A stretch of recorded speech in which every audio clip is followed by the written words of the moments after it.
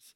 I'd like to ask the two of the panel leaders to come up and summarise. First off, Richard Bagnall is going to summarise the metrics discussion we had in this room. Richard, over to you. Thank you, Jeremy. So we had a great panel. We had about six people on our panel. Had different points to make, and then we had a pretty robust debate around a straw man integrated framework that we've put up, which clearly needs further thought and work doing on it. We want to keep things simple, I think, was one of the learnings. We mustn't forget that we need to bring an industry with us, and if we overcomplicate it, it won't be adopted. I want to see our membership use the work that we do as well, and it must be appropriate to all markets, to all organizations, all clients with all their different objectives, so it needs to be tailorable as well. Something that came through, I felt very clearly, and we'd like to be one of the statements that we'd like to have voted on, is that we think that the idea of having an interactive framework where you can build against your own organizational and communication goals and build your own framework and your own measurement plan as an AMEC property on our website, which would help to cover some elements of education as well, would be really crucial. So we'd want the development of this interactive framework to be on that list of things that we're going to vote on. And I think there's a couple of sort of supplemental points that came through on that. One was the need for education and awareness. We think that the industry, as in the wider communications industry, needs help and support with this, and we see it as AMEC's role to take a driving seat there. So we'd asked for an educational campaign to help drive awareness, so perhaps education and awareness. And that, I think, also links to training and best practice as well. How can we support people, not just to do best practice, but support them with some training as well? So I think that briefly summarizes our session. Richard, thank you very much. Chris, could you do the same for discussion group B? It's on there. Okay. So we had a similar set of themes, so it is reassuring to think that we've talked about some same things. So the first thing that came out loud and clear in our group is there is no kidding a need for us to be very deliberate around a global education effort. We have to raise a level of awareness and educate the industry, educate ourselves on the principles, and maybe not just the principles, but dive deeper into what they mean and how they're applied. So that was loud and clear. The second theme that was really exciting that came across was the need for partnerships, the need to partner differently. This is, when you think about the industry we're in, you think about the headwinds we face, there's tremendous opportunity as an industry, but also some challenges. I personally feel a sense of urgency on behalf of the industry and many of you all to run at this problem. I don't want to be here next year having the same conversation. I think the way we can accelerate that is to partner. Find ways to partner with your professional trade association, with one another, and I think that's key as well. And one of the reasons, we think about partnership is because there are some real business challenges. David, I don't know if David Gallagher is here in the audience, but we talked about the pricing structure. We actually confuse clients quite a bit with how we actually package if you're going from an evaluation agency to the PR firm, and then there's monitoring and how you bundle and price that. We make it very confusing. So the power of partnerships in some cases can be just figuring out a way to allow our clients to buy the services differently. That's the second thing. The third thing is we need evidence. One of the interesting undercurrents around the principles, and I felt like I saw in the research, is we need evidence and case studies and examples of when and how the principles have changed the way we practice communication, when and how the principles have changed our approach and how we've thought about measurement and evaluation. We need those, and that evidence sits with you. So our ability to gather that evidence, to get those data sets, is going to allow us to produce the types of materials that will drive a sustainable, relevant education effort. And the third thing that was very clear, and I'm glad, Richard, it's similar to you, is, thanks to Eileen, keep it simple. If we boil the ocean, if we admire this problem, we will get nothing done. If we make this complex and it's convoluted with charts and graphs and spreadsheets, nothing will happen. Let's find a way to walk, and then we can run. And if we can keep it simple, we can get some action. And I think I use the analogy that said we can start small and scale on education effort, on partnerships, and on the case study. Just start small and scale, and we must share. It doesn't matter if we've got a best practice that's happening in the UK and it sits in the UK. That information has to move. It's got to move across the Atlantic to the US. It's got to move to Asia Pac. We have to share. So we've got to put structures in place that are going to allow us to gather knowledge and share it. And it may be uncomfortable because you're sharing best practices with competitors and everyone gets jumpy. But here's the thing. We want to grow the market. There's an unmet need, and we are hearing loud and clear from your customers, all of your customers, they want more, and they want more now. So those are 4 themes you heard. I get excited, so. Fantastic. Probably people don't see that. Thank you very much, Chris. Right, David, Mr. Gallagher, sir, I need you on stage. You can't hide. Sorry about that. You cannot hide. Your work here is not done. The output of a load of work that's been done prior to the summit, and also from what we've just heard in those 2 discussion groups, is a series of kind of statements. I appreciate they're not quite statements. They need developing a little bit. But listening to Alex Aitken, we're trying to do stuff in real time, not a week after the event. So these have just been developed in the last 5 minutes. Here they are. But what we want to do shortly is for you to tell us what you think we should prioritize if AMEC is going to help the PR and comms industry start to really win the game.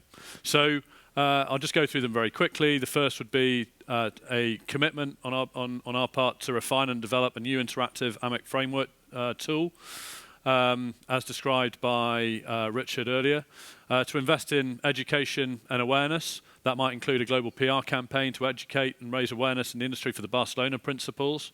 The third would be to invest in more training and perhaps the production of best practice guides, integrating that with other comms elements.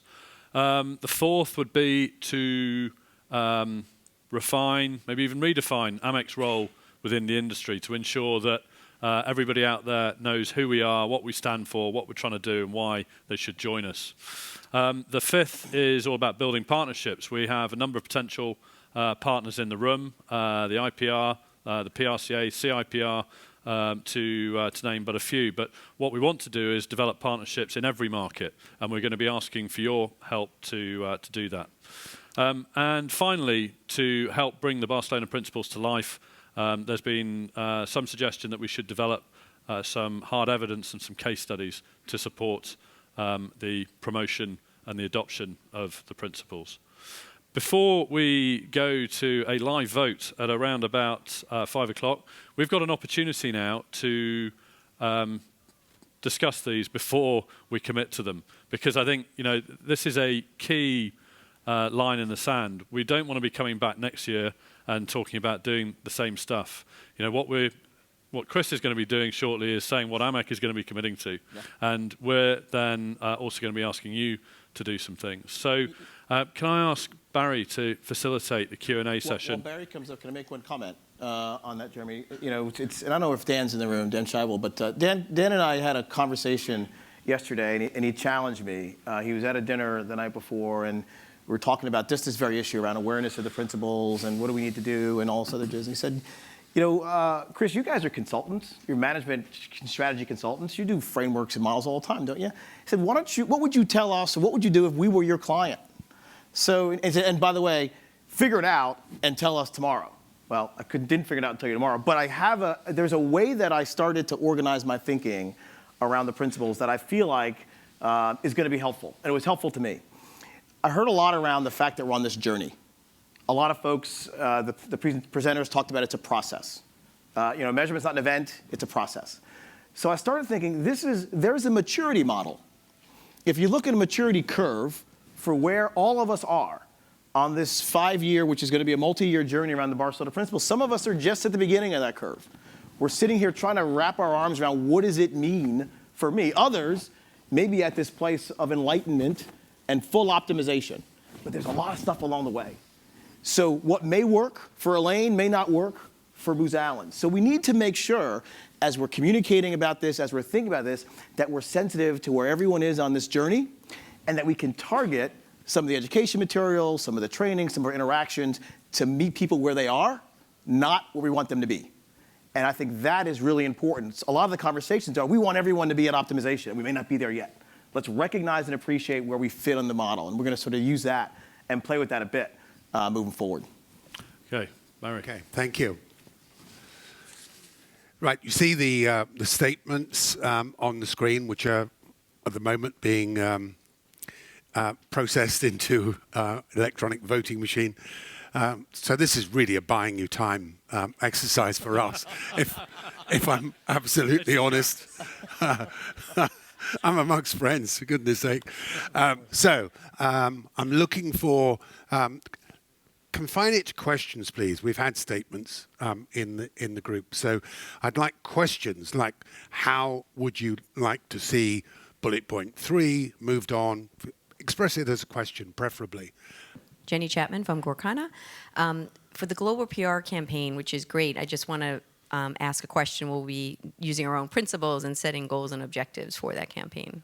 I think absolutely, and actually that was the concern I had when we talked about this, is that we were kind of leaping into an assumption that there is some sort of massive campaign that's required. I suspect, and Chris talked about this a little bit in our group, we need to really understand the, I think you call it the deal trail. Yeah. So how are these decisions made, and what are the obstacles that are preventing them from being made more widely, and how are they optimized? So I think if we could partner with member organizations from AMEC, I could speak for both Ketchum and for ECO. I think there would be an appetite for us to come up with a framework to do that. Excellent. Well done. First commitment. Christina, would you like to add to that? Yeah, no pressure. Is this on? Yes. That's on. So I would just add to say that I think we started this when our CEO was involved at the very Dave beginning. Sinay, CEO of Fleischmann, yeah. Dave Sinay from last year, because also the speech given by Paul Holmes. So we're certainly committed to contribute our time and probably at times also money in doing that. But I do think partnership is an important aspect. I think there's a partnership with different trade organization, as well as thinking about how to partner with different type of clients. Because ultimately, what we're doing is try to reach those clients to benefit them. So I think we need to bring them in at early stage, which is why actually when we started out, we do our CMO interview at the very beginning of this initiative. So there are different types of partnership we need to look into in order to carry that further. Can I add a point to that, Barry? Do you mind? Yeah, sure. Yeah. So I think you alluded to something that I think is important. And we practice this at Booz Allen. It is rare that any of us in the room are going to have a perfect 100% solution to a client problem. And if any of you do have, that's great. But I have not seen it in consulting. But what we do go to market with, and we go to clients with, is maybe a 70% solution. And we'll build the rest of the 30% with clients. We call it co-creation. And the power of co-creation is extraordinary. And I think one of the things you get from partnerships are different ideas. So it's perhaps we can share with you how we actually do that. And it takes a little bit of courage to tell clients, I don't know the answer to the question, but here's what I do have, but let's get there together, and this is how long the journey will take. It's extraordinarily empowering. We get, and we're appreciative of it, fantastic support from PR trade associations, ECO, PRCA, and the list goes on. Where you can help, Christina, Dave is still, I think, chair or president, maybe it is in America, of it used to be called the US Council of PR Firms. I think they rebranded as PR Council. So again, through Dave Sinay, who pledged his support for this last year, we can again have another collaborator. A question to the panel. Do you think we should involve clients in this work? Ask clients to become involved? Well, I already said I do. So Absolutely. I do too. Yeah. Okay. Have to. Yeah. Because we haven't so far. It's got to be relevant to them. So. Yeah. Okay. Good. There's quite a few in the room. Yeah. Yeah. So maybe we should hear from them. Yeah. How do they think? Any clients want to comment on that? Do you think you should be involved? And we'll come to academics. Clients first. Paul. Let's have a mic, Jim, please, on the front. I think Paul was going to give the client perspective first. Sorry, Eileen. And then we'll come to you, Jim. Okay, other way around. Academics first, then clients. Sorry to the clients. But no, seriously, you've got an entire academic industry out there in communication and media who teach research methods every day of the week, who have a lot of knowledge. And it is strange, and I think it's not your fault, I think it's the fault of the academic world too, that I'm one of a handful of, maybe the only academic sitting in the room. Okay. And that's a great resource that you should also call upon. Some of it won't even cost you as well. So, and there's a lot of free data out there and free academics. So I think that should be part of the equation, particularly if you want rigor and depth in it. And not necessarily complexity, but rigor. And Jim, without putting you on the spot, if we asked you to guide us into the academic community, get their support, would you help? Okay. Eileen. Thank you. Because we don't speak your language. That's what I keep saying. That's what you said. Over and over. No, I think it's really important. And I think, from a PR perspective on the client side, we're making presentations all the time to our executives. We're educating our organizations. The more we can get other PR people to understand the importance of what you do, the better off. So I think it would be great to include us in some way that makes sense. Okay. Next question, please. Can I just... Yeah, please comment. Something that Jenny said, because I think, Jenny, you were asking about setting objectives and measuring against that. And so just to pick up on that point, because that's all about implementing and guidance. But from that point of view, I think it's a great point. It's very tempting to be cobbler's children and not do what we should. But I think in the last few years, AMEC has actually shown itself to be better at that. And with Elaine, with the launch of the framework and the campaign we ran around that, I think you've got a PR advisory council that's been helping us with other stuff. We are setting clear objectives, targets of exactly what we want to achieve, not just in terms of outputs, but in terms of outtakes and outcomes. And I think that should be an important part of this too. Could I suggest you go a step further than that, though? Because honestly, I think that if you show an uptick in awareness, you still won't be satisfied with the business results. I think you got to start with the outcome. And what I've heard over the last 2 days is you want to see more and better application of the principles to build more and better robust evaluation systems and programs. So until you see those fundamentals change, I don't think an awareness shift is going to help much. So that's where I would be interested in putting our resources together to help with the outcome. I'm not that interested in contributing to outputs from an agency perspective. Thank you. Thank you. So my name's Mark Weiner. And I'm wondering if the way to assess the business outcome is not through the client who may not understand the language. It's just that we've been trying to do that for a long, long time with the Institute for Public Relations. You don't see any shift. But the people in this room who are trying to drive that shift could report on the change in their own business to report the degree to which they're evolving from simple tabulations to more advanced media analysis to outcomes and business results. So I'd say you have more control over this organization's membership than you do with clients. And it may be, and after all, it's a trade association where we're trying to drive our businesses forward, and it may be an easier and better measure. Okay. Not really something the panel can comment on, but something for us to... Why not? The only response I would make to that is, as we develop our own businesses, we'd never roll out new products without asking our clients what they want. So I think I hear what you're saying, Mark, but I think we need to strike an appropriate balance. We need to do the leading, but I think along the way we need to keep making sure that we're asking the client organisations that ultimately we want to lead, asking them what they think. There's another part of that, and I really appreciate the comment is, and I made the comment in our session. There are new and strange bedfellows and competitors playing in your markets. And, David and I talked about, first of all, you've got Booz Allen Hamilton, you've got most of the large 6 management consulting firms who work with all your clients, having conversation with them about measurement, evaluation, analytics, and big data. You have companies like IBM and Northrop Grumman and others who are, see the opportunity and their ability to manage and integrate massive terabytes of data is more than what we'll have in the room. So the ability to, I think there's a sense of urgency around I would be careful that where the industry is today is not where it's going to be tomorrow. So to create solutions in a conference room or in a conference, and then try to bring them to market and find a buyer, I think would be I put the cart before the horse. I would go to market in collaboration with partners and your clients. Yeah, and I would just add that when we say involve client earlier, I don't think we necessarily mean that we need to ask for their permission in order to take a leadership role to move the field forward. I think we need to involve them once we move the field forward to say, how do we speak the results in the language that you can actually understand? And if they want to understand the science behind it, we can have a further conversation. But majority of clients, when they're in the C-suite, they don't necessarily need to know. I think if you have the credibility, they trust you to do that, but they need to understand the outcome that you present to them in a language that they can understand. Otherwise, they will never implement it. First of all, I'd like to echo Jim's point in terms of involving academics. But my response was in relation to whether you need to get clients involved. And I think you're absolutely right. You are missing a trick if you don't.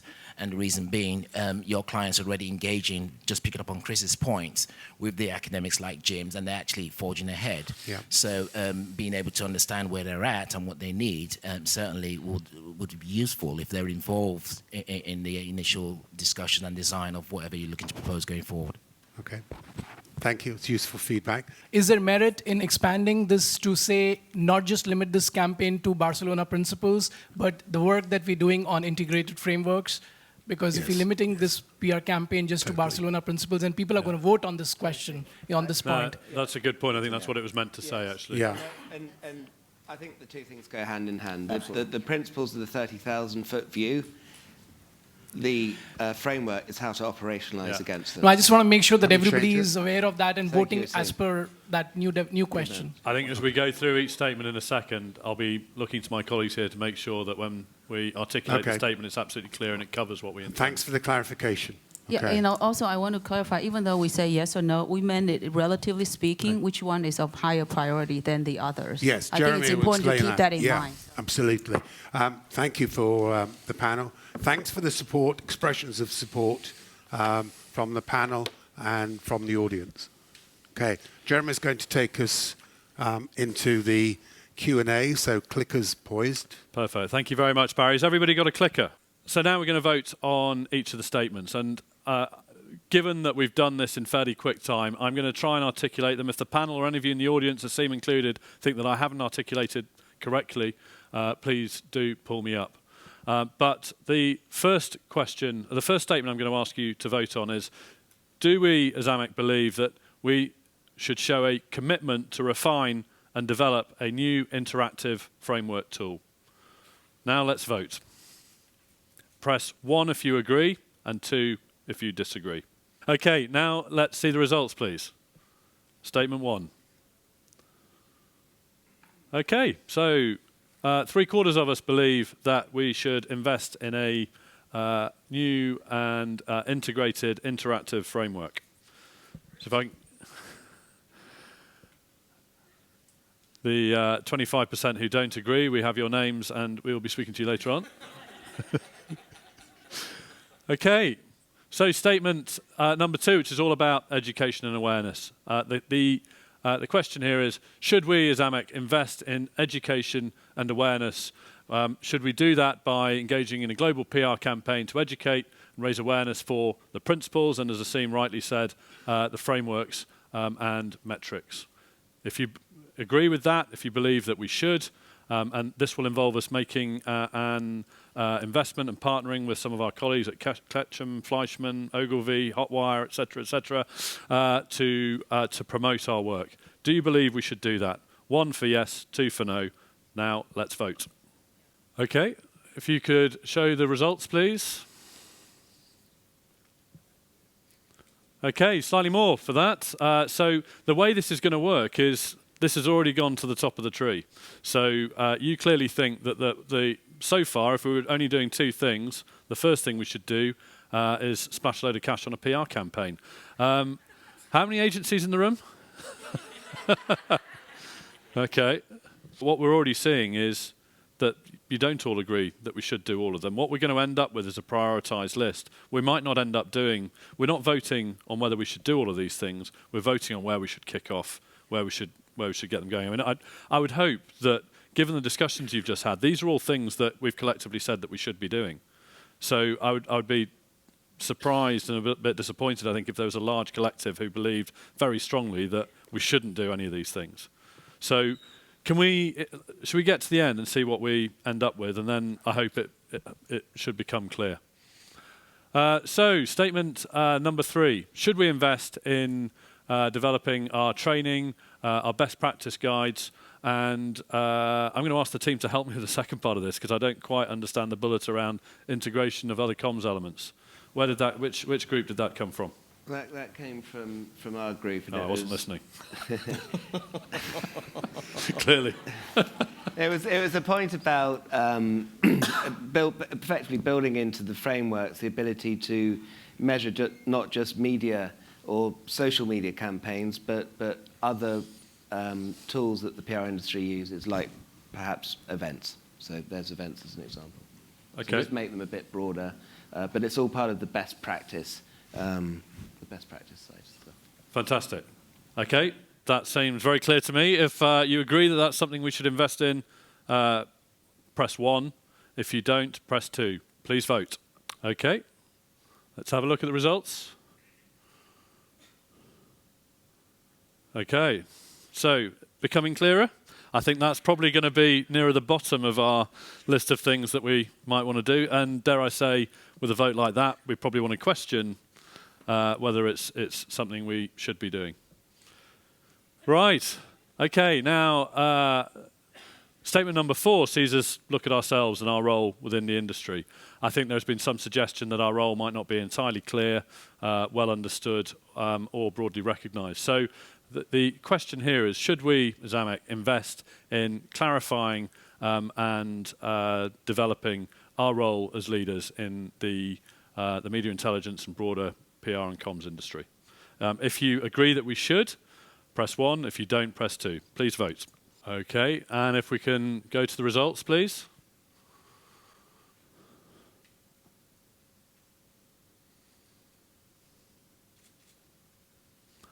Okay.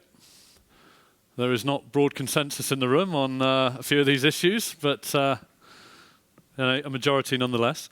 Okay, we'll look at them all holistically in a second. If we can go back to the statements, please. And statement number 5 is all about partnerships with other trade associations, with licensing bodies, with PR bodies, et cetera, et cetera. Should we do more to build partnerships?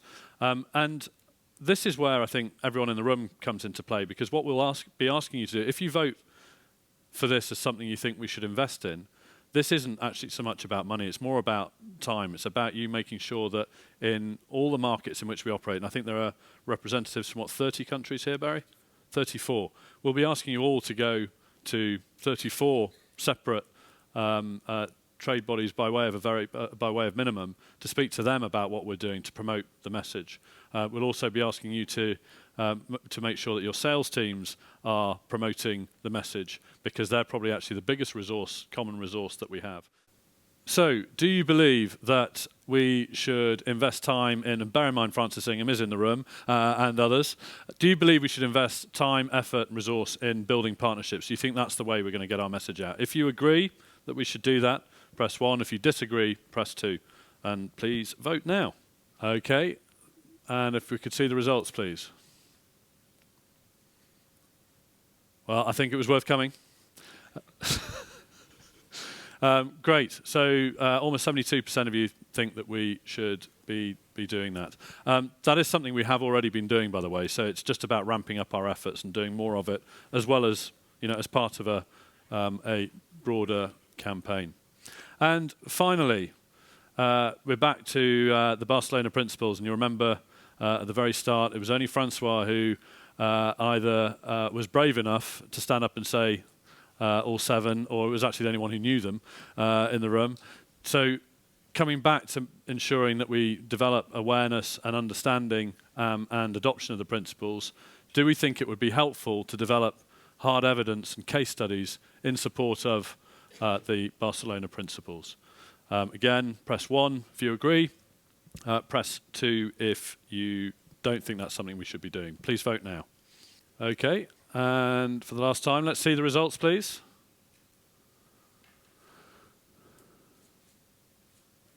Gosh, almost identical to the last one. Interesting. Okay, fantastic. I think now what we'd like to do, if we can, is to see all the statements that we've just voted on screen ranked. Okay, so not quite ranked. I'll rank them for you.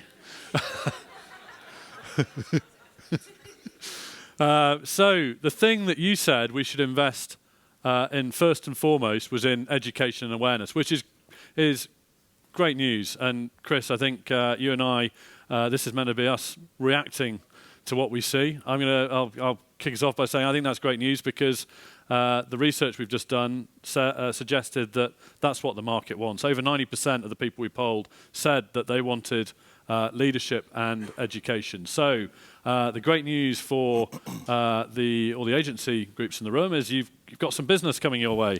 The bad news is that you've already agreed to do it, if not for free, cheaply.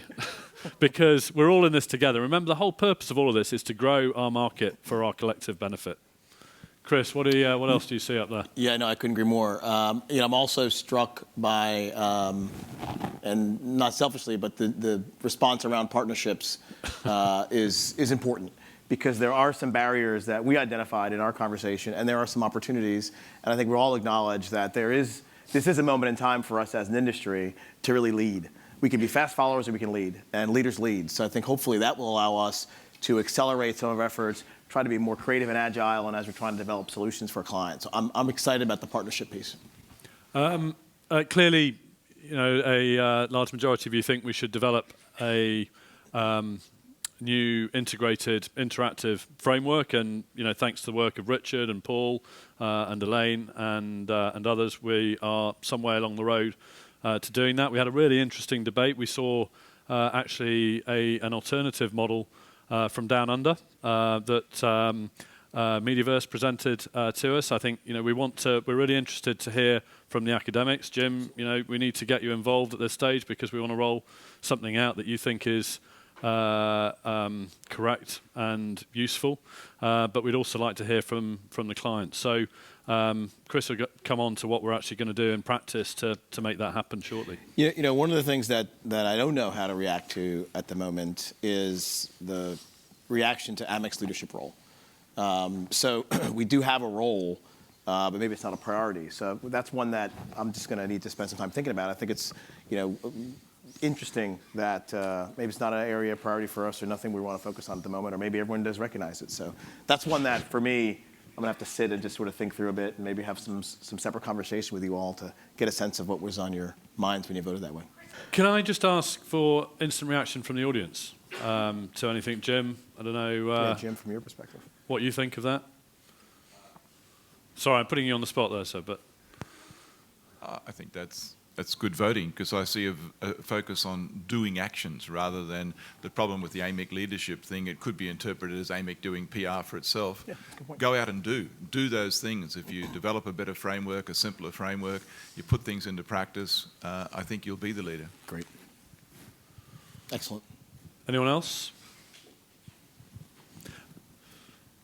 I think, just to add to that, clearly, I think training and best practice is interesting. I'm not sure why that kind of came bottom of the heap. Maybe that's because we think we're doing it well enough already. Does anyone want to comment on that? Yes, Paul again. I'm speaking as a client now, not as one of the PR agencies, and I'm quite surprised that it's come out very low. That was in response to Jim's comments during our conversations in relation to what AMEC stands for, which is communications. And increasingly, a lot of clients like myself are moving towards integrated comms, where there's a recognition that PR alone is not the only factor driving some of the outcomes that we see, particularly in terms of enhancing reputation. There's a lot of other activities like events and indeed like marketing. So having a framework that recognizes that you're just one of many interventions is important and key. You know, it's interesting. We've been looking at that as Booz Allen, because we do see that there's so much, whether it's marketing, citizenship, CSR, advertising, that all sort of come in that support organizations. So we built a model that tries to get at how you integrate all that and have it work as one data set. We presented it a few years ago at a meeting, and we use it in practice. It's called return on engagement. We use it in practice with clients every day. And it does allow you to get very surgical as to what's giving the lift, what the lift is to the business, where the impact is, what's value. So I think that's also a little bit of a surprise, but it may be, if I'm speculating, that it feels like a heavy lift to try to actually figure out how you compare apples to oranges or pears. But that's just my speculation. But I think we have the tools to get that done. And I'd love to partner with people that want to see what we've done. And that's why it's important to get client support. Exactly. And you guys need it. I think you're right. Okay, I completely agree. Integration of different data sets is very vital, but I completely misunderstood that because I was thinking training and best practice, well, that's not the thing that I think we should focus most on. I think integration. So I think it was I think misplaced. I think this was a result of trying to do this kind of on the fly. Yeah. So, but just to reassure everybody, though, I think that will get captured by the work that we'll do on the integrated framework. Yeah, so the training and best practice, I think, noted, but integrating other comms elements, absolutely. And this is also, I think perhaps the words yes and no are confusing. It's where should our emphasis be? I think most of us feel that we should do all of this stuff to some degree or other, and certainly the point about capturing other activities outside that communicators do, that PR people do, that aren't necessarily media relations or social media activity, is something that we'll look to. I think also we can't do the training and best practice till we've done everything else anyway. So there was one more question. Yeah, Adam Hibbard from Karma. I'm slightly surprised that the evidence in case studies is only 71. I thought it'd be a much higher percentage than that. And I wonder whether the best practice in training and the evidence in case studies are actually quite interlinked and could be actually conjoined as one pledge from the summit. Quite possibly. I mean, I think this is a start. I mean, we're not going to we'll take this away. We'll work it up. Chris is about to make some immediate commitments on the back of it. But it gives us something to get started with, and then we'll come back to you as our program develops. I mean, the theme of all of this, though, is all about raising awareness. I mean, the research has consistently said to us that there is a need to educate the market. There's a sort of certain level of there's kind of high-level awareness, but there isn't any detailed understanding. So this will be all part of a big program to kick off awareness and to get people using our tools. Chris, do you want to take us through the commitments that we're going to make? I will. So a couple of takeaways, and as we think about next steps and taking the feedback from not just this session, but for the last few days, I want to highlight a couple things that we want to commit to as an organization. The first is we do commit to developing a representative working group to outline what the metrics framework should be moving forward, what that suite of metrics looks like moving forward. I think that's one of the things that sort of sits in a lot of what you voted on today. But it's not just two organizations sort of going off and getting it done. We want to make sure that everyone sort of sees himself in that and feels connected to that. So that's a priority. That's priority number one. And I think Richard and Elaine started helping us think that through and sort of wanting to sort of pull off what you guys have already done as a starting point for some of that as well.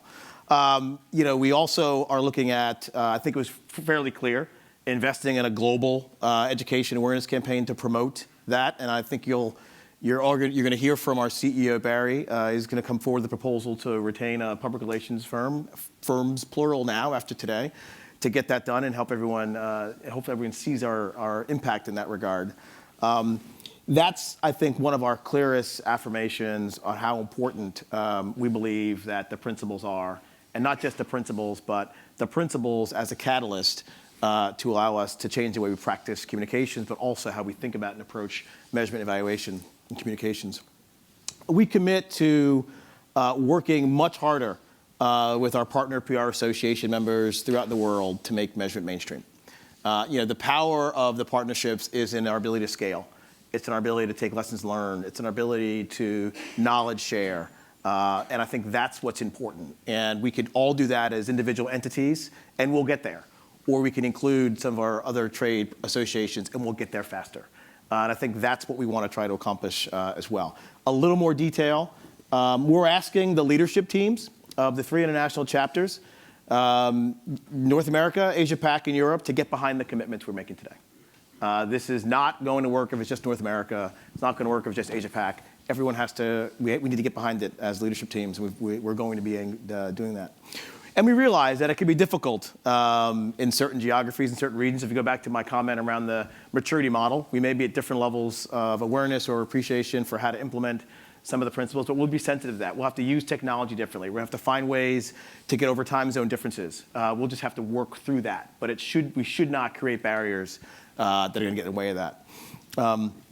It's important that we have the involvement and support at those regional levels.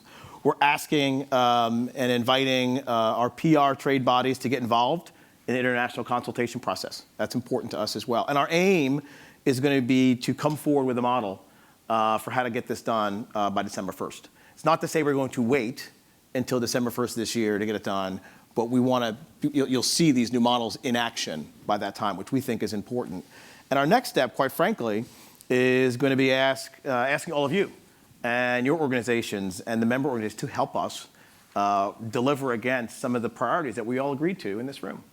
Everyone's going to have to determine what that means. It may mean something very different in different organizations, but we need everyone to find a way to get involved. And I think that's important for 2 reasons. One, we will get to scale when we get broad adoption. I also believe we will allow everyone to see themselves in these principles and how they become real if you're involved in that. And it may be everything from a newsletter to a blog to finding podiums, but everyone has to find a way to own it and be a part of helping us get that done. And we're going to set up a framework to allow everyone to sort of share some of that knowledge over the next couple of weeks as well. So be on the lookout for that being pushed out. And you all have a Measurement Month flyer in the delegate packet. And again, that is 3.5 months away. That is a marker out there where we're all going to be involved in some various forms of how we promote measurement in our geography. So that may be an opportunity for us to galvanize and add a little more energy around what we can do individually in the local markets. And I like the term that was thrown out, I saw it first with Arturo around global. Yeah, as much as this is global, where it becomes real is in your local markets. And that's where I think the argument for cases and evidence and some kinds may just be very local, very industry specific, very problem specific, and that's okay. It should be. We should have that level of latitude and flexibility as we drive out on this type of program. So those are the commitments we're making as AMEC, and we're asking for help from all of you as well. We will not get there without the support and help of everyone in the room. And I've been taking everyone's head nodding as a collective, enthusiastic, yes, we're all going to support somehow and rally around this. Cool. Oh. There we go. Those are our commitments. So that's just kind of rounding up what Chris has just said. We'll find a way to publish that, presumably, I guess, in the next newsletter and in other forms. And we will be asking you for 2 things that you're all going to do as part of Measurement Month. You've got a bit of time to think about it, but we would like, can be as small or as big as you like. But it's a big opportunity for us to back Elaine and the team to really push measurement in the month of September around the world, starting on September 1 in Europe. As we now start to wrap up, I want to commit to a couple of other things. As part of our continuing work to raise awareness of the importance of measurement, AMEC is also committing to not 1, but 2 international summits in 2016. The first will be a 1-day Asia-Pac summit, most probably in Singapore in March. And there's already some planning work underway to organize that. And it'll be our second Asia-Pac summit. It will provide a major platform for building AMEC awareness in the Asia-Pac region, which is so important to us. And our chapter, who are doing some very good work in that region and who asked the board for support and commitment at the start of this summit, they believe that it's very important that, that we do that. So please get behind it. You'll hear much more about it soon. But we believe it's necessary to really make measurement matter around the world, not just in Europe. As we bring the 2015 AMEC International Summit to a close, Chris and I would really like to thank you for your participation and for telling us today what's really important to you. We'd like to thank everybody who's been involved in making this such a successful summit in Stockholm. Our ambition was to make it bigger and better in every regard. We've had more delegates representing more countries. We've had more exhibitors, more sponsors. I could go on. I think there are a lot of metrics that, and presumably at some point we're going to measure them and report back on them. And we're then going to tell you how that's driven growth in membership. I've heard from a number of people who are here who've said that they now want to sign up to AMEC as either associate, full members, and so on. So I think it has been absolutely fantastic. But we now start already to think about next year. We've been to Berlin. Gosh, that seems a long, long time ago. I think that was one of the most raucous of the summits. You'll notice this one is not over, but you'll notice we now have the board meetings at the beginning and not at 7:30 on the Friday morning. There is a very good reason for that. But we've been to Berlin, Barcelona, Amsterdam, Lisbon, Dublin, and Madrid. All great cities, all great experience. And I think every time we've upped our game. And as Jim rightly said, we haven't won the game yet, but we aspire to. Without any further ado, I would like to tell you that next year we're going to hold the International Summit in the city of London.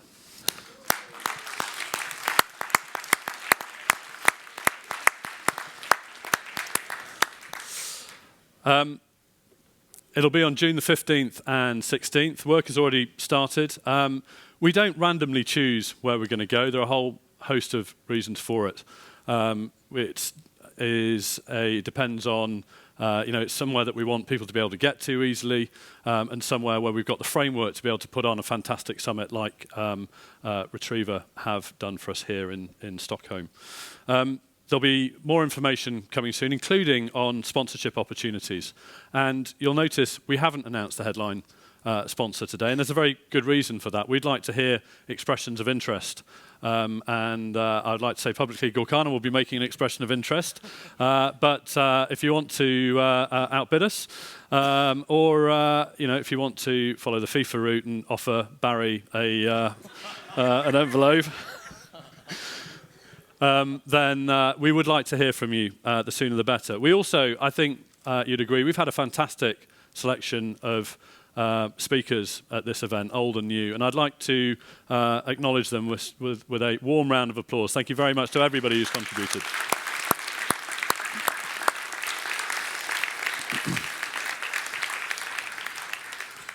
It's always hard to say that things are bigger than better when you've got the people who were here last year or sponsoring or hosting last year in the room or the year before and so on. But that has to be our ambition. And next year we would like to do the same again. But before we move on to next year, I would like us just to acknowledge our sponsors this year. Our headline sponsor, Retriever, who I think have done an absolutely fantastic job.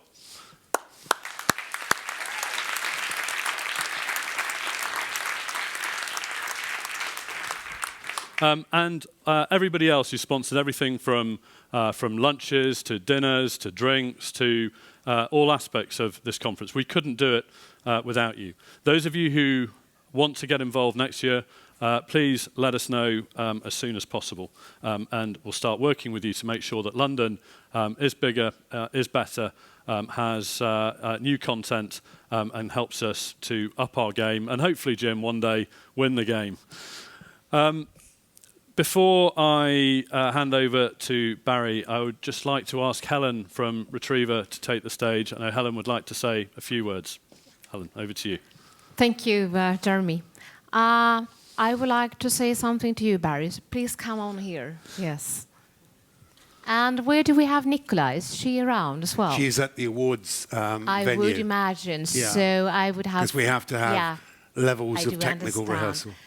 What I would like to say is that you should all know that, well, regarding what Jeremy was saying, becoming a headline sponsor means a lot of contact with AMEC. And I must say that it has been a pleasure working with you, getting to know you the way I've been doing and my colleagues have been doing. So just a small gesture. We would like to give a little present, and it's very Swedish. Do you want me to hold it for you? Oh, wonderful. Thank you. Precious is the key. I wouldn't tell what it is, but it's just a small gesture. Thank you, whatever it is. Give you something from Sweden. Oops. And I would also like to just say what Nicola is becoming, what she's getting. She's going out with her family in the archipelago. I kind of know that. She got some recommendations about that. So she couldn't have something heavy. So that will be inspiring for her and her family. So we could just bring that on to her. So thank you. That's all. Thank you. Yeah. Thank you.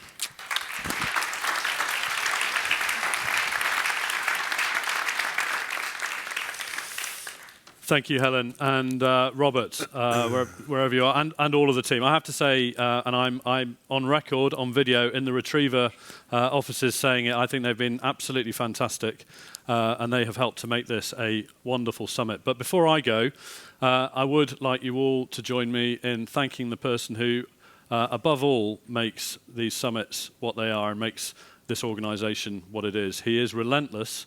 Everything is scripted. Nothing is left to chance. Nothing is allowed to overrun. And he does an amazing job. The organisation is bigger and better because of him. Ladies and gentlemen, I'd like you to join me in giving a big round of applause and a bit of a whoop and a holler for our Chief Executive, Barry Leggiter.